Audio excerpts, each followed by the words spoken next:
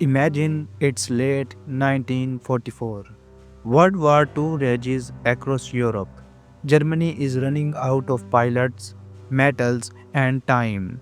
Yet, engineers manage to design, build, and test fly a jet fighter in just 3 months. A jet made mostly of wood. This is the story of the Heinkel He 162. Literally, the people's fighter of Nazi Germany, one of the widest aircraft designs ever built.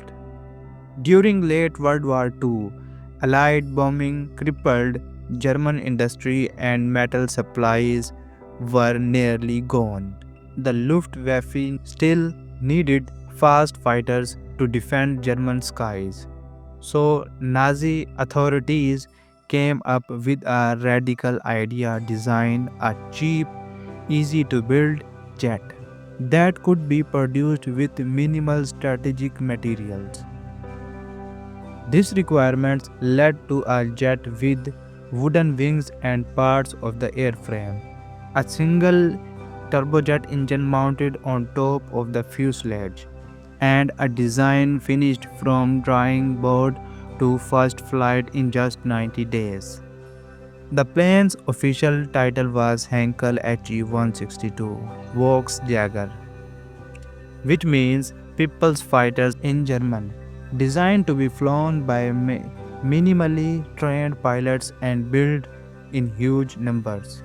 It also had nicknames Sparrow due to its small size.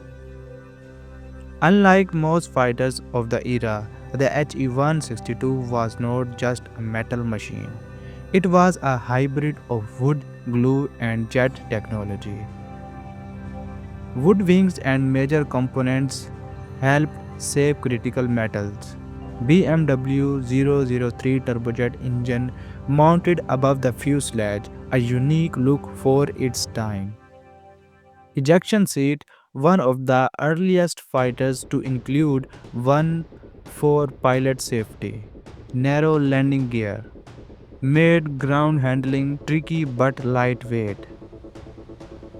The wooden construction was not just a gimmick.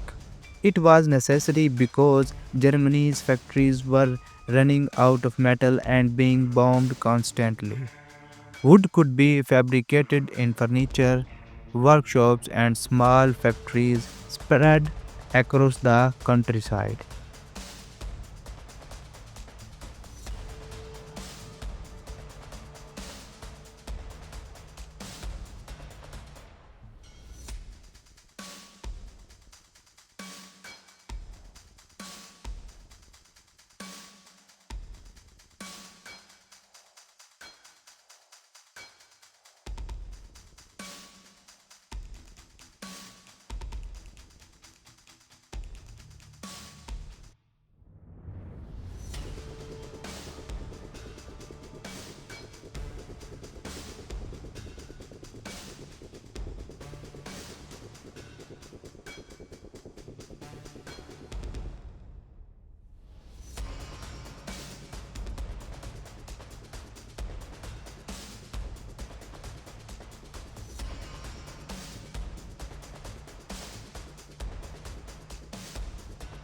Its top speed was remarkable, potentially the fastest jet of its generation at that point.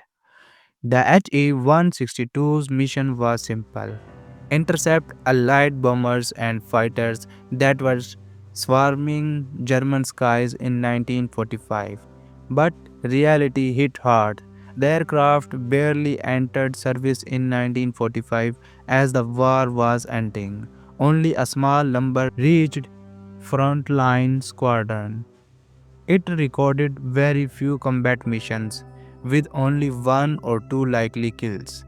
Many more were lost due to accident and inexperience, not enemy action.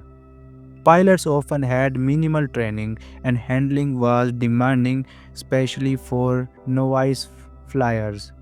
In fact, the He 162 may have caused more losses among its own pilots than in combat before Germany surrendered. The goal was massive output, thousands per month, assembled from dozens of small workshops across Germany and Austria. But in practice, around 100 to 170 complete aircraft were finished before the war ended. Hundreds more were in various stages of production but never finished. There is no precise official figure for how much each HE 162 cost to produce in benchmarks, and wartime records are incomplete.